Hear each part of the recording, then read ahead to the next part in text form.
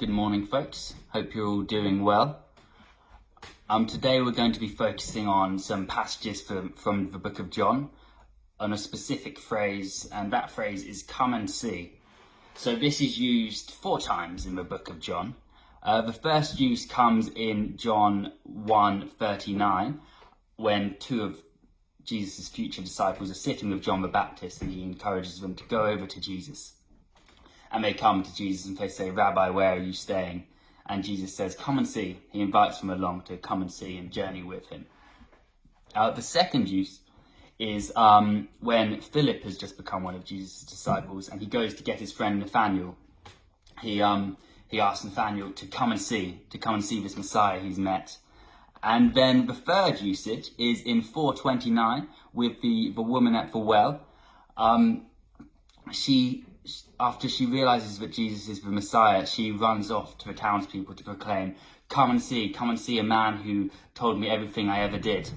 And then the final use is a slightly different one in 11:34. It's when Jesus is coming to Lazarus' grave, but his sisters and the townspeople, they invite Jesus to come and see, to come and share in our pain. And following this, Jesus wept.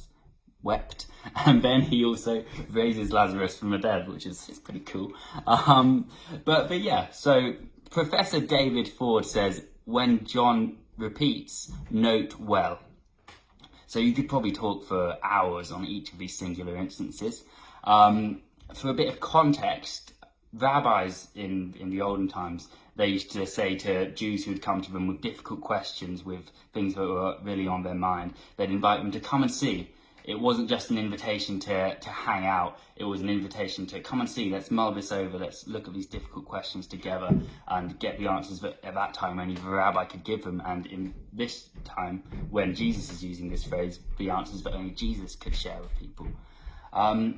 So the use that I'm going to zero in on today is the one in 1:46 around the story of Philip inviting Nathanael to come to Jesus. So I'm just going to read that now. So Philip went to look for Nathanael and told him, "We have found the very person Moses and the prophets wrote about. His name is Jesus, the son of Joseph from Nazareth." "Nazareth!" exclaimed Nathanael. "Can anything good come from Nazareth?" "Come and see for yourself," Philip replied. As they approached, Jesus said, "Now here is a genuine son of Israel, a man of complete integrity." "How do you know about me?" Nathanael asked.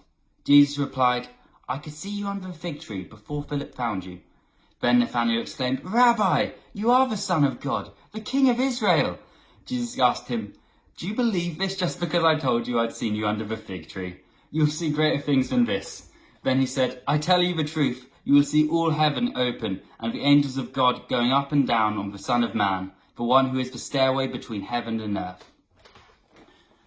I think it's a lovely use. Barclay talks about how Philip was very intelligent not to argue with Nathanael when he said what good could come from Nazareth. He simply said, "Come and see." He didn't try and go, "Actually, Nathanael," he just says, "Come and see." Because few people have been argued into Christianity. People are only really convinced of Christ's supremacy when they experience his love and the story of the cross.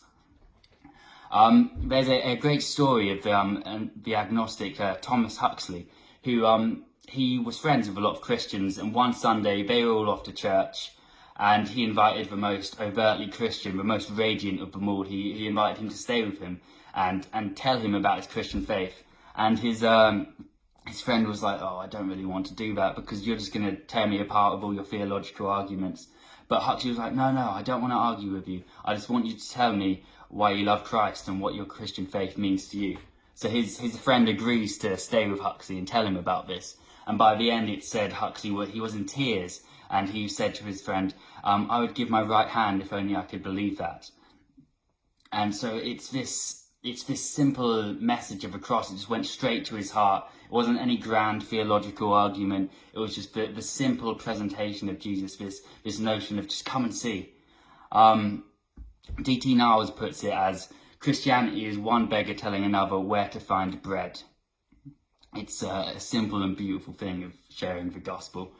And so in the story of Nathanael, we see that despite Nathanael's initial disdain, what good can come out of Nazareth, he goes along with Philip. He's clearly searching for something. He's got some big questions in life that are unanswered, but despite his initial sort of reluctance, he thinks, well, maybe I'll give this a shot. Maybe this Jesus guy has got something to offer. And he comes and sees, and instantly Jesus proclaims, now here is a genuine son of Israel, a man of complete integrity. And Nathanael's like, well, how do you know that? And he's like, I saw you under the fig tree. And this absolutely blows Nathanael away. He's like, how do you know I was under the fig tree? That's crazy. But he proclaims that Jesus is the Messiah. He understands in that moment that Jesus sees into his heart, that Jesus knows his deepest longings, his deepest desires that he's never dared to even articulate. And this guy, he knows all of this about Nathanael, and he still receives him warmly, calling him a man of complete integrity. Barclay puts it as, Nathanael has found a man who can translate the inarticulate sigh of his soul, which is what Jesus can do for all of us, which is pretty sweet. But Jesus then gently rebukes Nathanael, because this being able to see into your heart, that's just a glimpse of what Jesus has to offer. Jesus goes, do you believe this just because I told you I had seen you under the fig tree? You will see greater things than this. And then he said, I tell you the truth, you will all see heaven open and the angels of God going up and down on the Son of Man, the one who is the stairway between heaven and earth. So Jesus is then proclaiming there's more to it than this. I'm the game changer, you know. I'm defeating evil and death. He's referring to the vision of Jacob's ladder, the ladder, the stairway between heaven and earth that will connect them and renew the world. Which is pretty damn awesome. And so that's what can happen when we come along and come and see.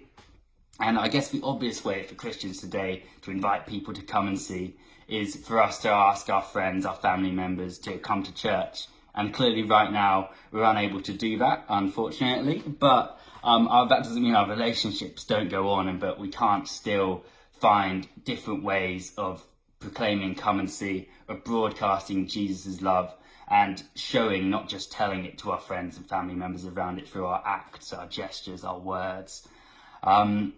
So yeah, that is about it for today. Thank you for listening. I'd just like to end in prayer.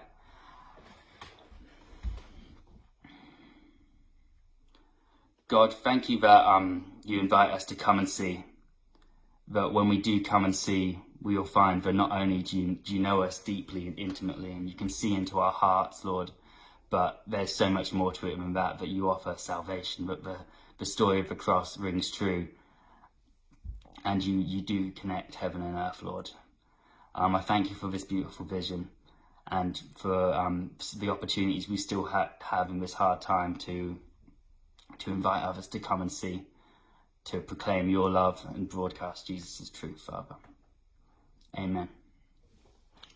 Well, have great days, guys. Cheers.